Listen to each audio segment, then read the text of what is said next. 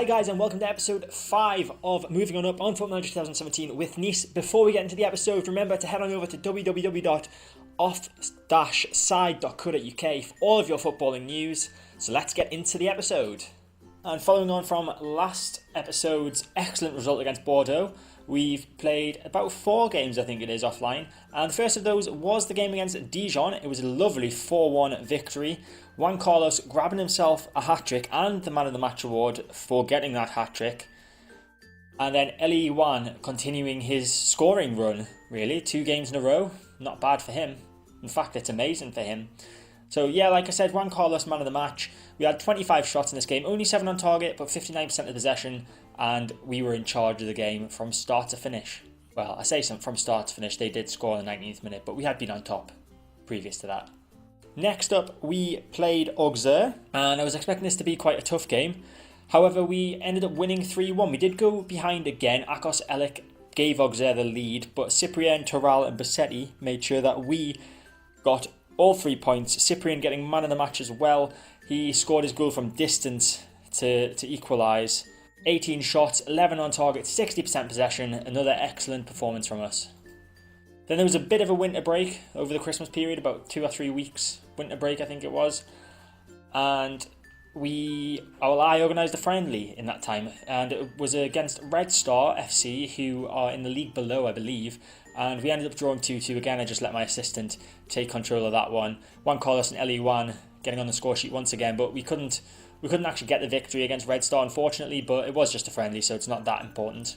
And then the game that we've just played against FC Bourg Peronas in the Coupe de France 9th round, a lovely 2-1 victory. We did fall behind thanks to an own goal from Tioro Kurzawa. However, Clayton and new signing Uros Djurdjevic turned it around and we got the win. Djurdjevic, in fact, scoring on his debut for us, which is a very nice thing to see. We also started Emil Kraft and Greg Cunningham, so all 3 of our new signings played some part in the game. Man of the match for this one was Clayton, obviously getting a goal. He also got the assist for Djurdjevic. They seem to link up quite well, if I remember rightly. And then 15 shots, 5 on target, 59% possession, again in control of the game. And hopefully we can recreate that again today against FC Metz. Obviously they beat us earlier in the season, 2-0 in the league. However, they're in a patch of indifferent form, shall we say. So win-loss, win-loss, win-loss, win-loss, which would suggest, judging by that pattern, that they're going to win today, but hopefully not. Hopefully we can break the pattern and we can actually beat FC Metz, who are 19th in Ligue 1 at the moment. And in terms of transfers, it is still the transfer window. It's just the beginning of the transfer window, really. We've only done one bit of business, and it's an outgoing, a temporary outgoing anyway, on loan to Gazilek Ajaccio, Olivier Biscagli, who is a centre-back. He looks like a pretty decent centre-back, but we're obviously trying to nurture Tioro Kurzawa into being a replacement for Dante, and then we need a bit of experience with Le Marchand, so I don't really fancy playing 2 youngsters in defence. So Olivier Biscagli going out to get some first team football with Ligue 2 Gazilek Ajaccio. Hopefully he can do the business for them and then come back, and you never know, we might be able to partner Tioro Kurzawa next season, or at least get a bit more game time. We've also broke a few transfer records as well this season, and we've set the record for spending in a season. It was 11.25 million, but you can now see that this season it's been 27.5 million pounds is how much we've spent. And we also broke the record for highest transfer fee paid, with Greg Cunningham coming in from Preston North End. So we are going to make a few changes from the last match. Obviously the last match was on the Saturday, I believe, and this one's on the Wednesday, so there might be a few tired bodies out there. We're going to bring on Johan Andrew for Kraft. Obviously Kraft is our backup right back, so Andrew back into the squad today for this very important cup quarter final. And then we'll bring in Vitali Folasamba and Juan Toral. Well, that's a difficult one because Juan Carlos and Clayton have both been playing quite well, but John Toral's played quite well too. We'll bring Toral on for Clayton, and Elie Wan can start up front. We'll give the new signing a bit of a rest today.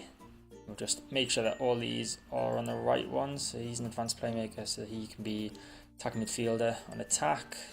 I've just realised Cyprian is out for this match. I don't know whether he's injured or he was injured. He got injured in the last game, actually. Just looking down at my notes here. Yes, I do make notes.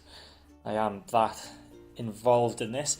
He's been out for 5 to 8 days with a bruised thigh, and that's from the last game, so you'll still have a couple of days left to recover from that. So Thiago Kurzawa moves up to defensive midfield, which means I think we'll probably bring in Dante at centre-back alongside Le Marchand. So a more experienced centre-back pairing today, and then that means there's a gap on the bench, and that can go to Paul Bice.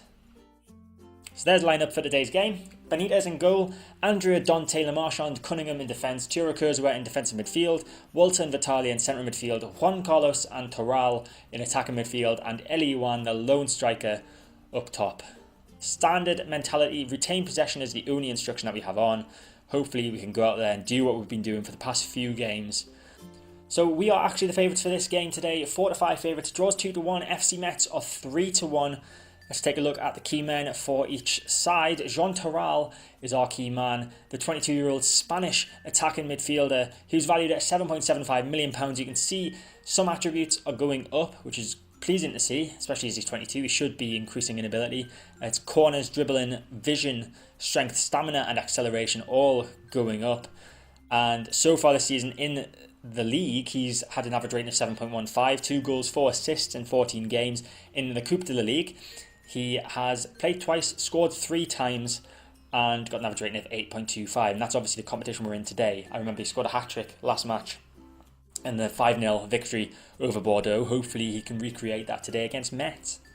And FC Metz's key man is Chidozie Awaziem, who is a centre-back on loan from FC Porto. 21-year-old Nigerian international, valued at only £525,000. I've scouted him. The scout reckons he's about a 3.5-star quality player. He has got some pretty good defensive attributes, to be fair. 14 tackling, 14 marking, 12 headings, not too bad. His strength is 16, which is excellent for a defender. So far this season, though, he's doing alright, I guess. 7.16 in the league, and 7 in the Coupe de France, and 7.4 in the Coupe de la Ligue, but they've only played 1 game. So at least it's not an attacker that's the key man, I guess. So we don't really have to do anything to combat the defender. So FC Metz playing with a 4-2-3-1 formation today. They're going to hope to use their wingers to get down those wings that we do not have any wingers on. But we seem to have been doing okay, touch wood, with this formation in the past few games. So hopefully it can continue today. So we're going to assertively say we owe FC Metz after what happened in the last match. Obviously we lost 2-0 in the last match. I do remember that one. It's very rare that I do remember what happened in the last match when I used the revenge team talk. But I did this time. Everyone's morale, apart from Vitale, is at least very good. His is fairly good. So hopefully they can show that on the pitch today and grab us a win and put us into a semi-final. Let's not forget this is the Cup quarter-final. Okay, corner for FC Metz. This doesn't look good. Vitali heads it away. Is Toral going to get there first? He is. Jean Toral, possible counter-attack now. Yuan has got the ball. Can he find the man running down the middle? Number 11. Yuan's just running forward himself. Yuan, he's tackled and it's going to fall to Andrew. He crosses it in, but Petroli just collects that easily. We have had the better of the game so far. 5 shots, only 1 on target. To Metz's 2 shots and 1 on target. Still got the ball with Cunningham. Nice ball. Flicked on by Juan Carlos. Now it's Yuan. Yuan box it. Yuan shoots instead and Yuan scores. It's 1-0. Eli Yuan with his 3rd goal of the season. And he's finally coming into some form. It's only taken him half a season. But I don't really care anymore. In the other game, there's been a red card. Akpro for Toulouse against Olympique Marseille. And Lyon are in front against Bastia. Now, another highlight in this game, Dante with the ball at the back, plays it to the right back, Andrew, just taking his time, plays that nicely to Le Marchand, who's got a bit of time himself to find a pass. Now, Cunningham on this left-hand side, records club signing, remember. Great pass from him to Vitali, it's Toral, to Juan Carlos, who had that good flick on for the Yuan goal. It's Walter now, 41, who has got a goal already, but he's trying to turn the defender. He plays it back to Kurzawa. It's Vitali, could shoot from there. Juan Carlos through to Toral, Toral shoots, but it's saved by Petroli. So that's half time and we are 1-0 up and completely in control of the game. So provided we don't do anything stupid, I'm not even going to say what I was going to say.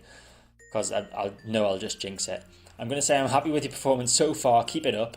Only one performance that's kind of a bit concerning. John Toral in attacking midfield is only on a 6.3. Juan Carlos has a yellow card, Andre has a yellow card, so those three would be people that I'd be looking at in the second half, see if they look like they're going to get sent off, or if Jon Toral improves, then I won't have to take him off, but we have got Clayton on the bench who can come on in that position. And Toulouse have taken the lead against Marseille. I predicted that Marseille would win that one, so that's a bit of a shock, especially as Toulouse have got 10 men. And there's another red card in that game, in fact, Carmona for Marseille, so they're both down to 10. And I'm just busy watching the pitch go by. It's like 75th minute nearly, and we haven't made any changes, and there's players that are nearly dead on their feet out there. Jon Toral's not improved, so he's going to be one of the ones that come off. Clayton is coming on for him. I don't want to make 3 changes at the same time. That is an issue. So we'll let Clayton come on, and then we're going to probably take off Walter, and I'd like to take off Walter and Thiago Kurzawa, but we don't have another defensive midfielder on the bench. So we're probably just going to take off Walter. But Jon Toral coming off, he's not played well today. Clayton coming on, hopefully he can do the business for us. And I just need to change him to a shadow striker. And we'll make that change. So Ngamba needs some sharpness. I will give him a go. We'll bring him on. Actually, I'll make a double sub. So Lusamba can come on for Walter. And I'm pretty sure Ngamba should be comfortable playing it defensive midfield. It doesn't say he is, but he's not too bad. His tackling's 11. It'll do.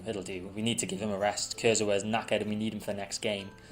So double substitution on top of the Clayton one that we made a few minutes ago. And hopefully we can just wait this out and get a nice victory in the quarterfinal of the Cup. And Lens have missed a penalty against Paris Saint-Germain. That is unfortunate. I'd love it if someone locked Paris Saint-Germain out of the competition. Okay, late highlight here. This is probably the one that's just going to count down to the goal, but we'll stay with it. Lusamba running through the pitch with the ball. Obviously, he's got fresher legs because he has just come off the bench. Plays for Juan, who plays that back to Vitali, and this is just going to be full-time. There's the full-time whistle. 1-0, and we are through to the Coupe de la Ligue semi-final. Player of the match goes to Maxime Le Marchand with a 7.4 match rating. Didn't get any goals or assists, but he obviously defended quite well. Other notable performances would have to go to Juan Carlos. Got a 7.3 and an assist. And Eliuwan, the goal scorer, on a 7. A few other 7s out there. 7.2 for Andre as well. But a very good victory. I'm going to say well done. Good win for us. Fan Dabidozi. And Eliuwan's goal actually lifts him up in the goal scoring rankings to 5th with 2 goals. Jon Toral still 2nd. Obviously Strasbourg, Alsace are out of the competition, so Jon Toral with as good a chance as anyone really, because I think all the rest of those teams are actually out of the competition. So Jon Toral could theoretically win the top goal scorer, but he just needs to get another 2. Looking at the other results from the quarterfinals of the Cup, joining us in the semi-finals are Toulouse, who I did not think would beat Olympique Marseille, Lyon, and I don't know what's happened in the Paris Saint-Germain Lens game. I'm guessing that's going to penalties. So PSG did in fact win on penalties after playing out a 0-0 draw against RC Lens. So all 4 home teams actually picking up victories in the quarterfinals of the Cup. So we'll either play against PSG, Lyon or Toulouse. Now, I think I'd rather play against Toulouse, but then that would mean we'd have to face Paris Saint-Germain or Lyon in the final. But yeah, I think I want Toulouse. So we'll be back for that semi-final draw. Now, this fella here is the youngster that I've been talking about for a few episodes. Juve want to sign him. This is the second offer they've made from in this transfer window. Thankfully, he doesn't want to go. There's nothing there telling me that he's desperate to talk to them. So I am just being ridiculous and asking for like £10 million. I mean, this transfer is already in excess of 3.1 million, but I'm asking for like 10 million up front, and they'll probably say no. There we go. They've walked away. I really don't want to. I think he's a really good player. I'll just show you him quickly. I don't want to sell him. Got potential to be a 5-star player. His tackling's already 11. He's a defensive midfielder. Good passing as well, and everything's improving. So as long as he doesn't demand that he be let go to Juventus, I'm going to keep him. So now for what we're really waiting for. The Coupe de la Ligue semi-final draw. So we know the 4 teams. Who are we going to get? Are we first out the hat again? No, Toulouse are out first. And they're playing Paris Saint-Germain. Okay, so we've got a tough tie at home against Lyon in the semi-final of the Cup. On the 24th of January, that's pretty close, to be fair. Just have a look at how close. Yeah, ooh. Okay, well, I do want to cover the semi-final of the Cup because it's a semi-final of the Cup. So what I'll do is I'll play the 2 league games offline, and then we'll be back in the next episode for the Coupe de la Ligue semi-final against Lyon and see if we can cause a gigantic upset and get to a cup final. But that is it for this episode. I hope you've enjoyed it. If you did, make sure to hit the like button. Feel free to leave a comment below. Subscribe to my channel to get all my content when it comes out. And I'll see you next time.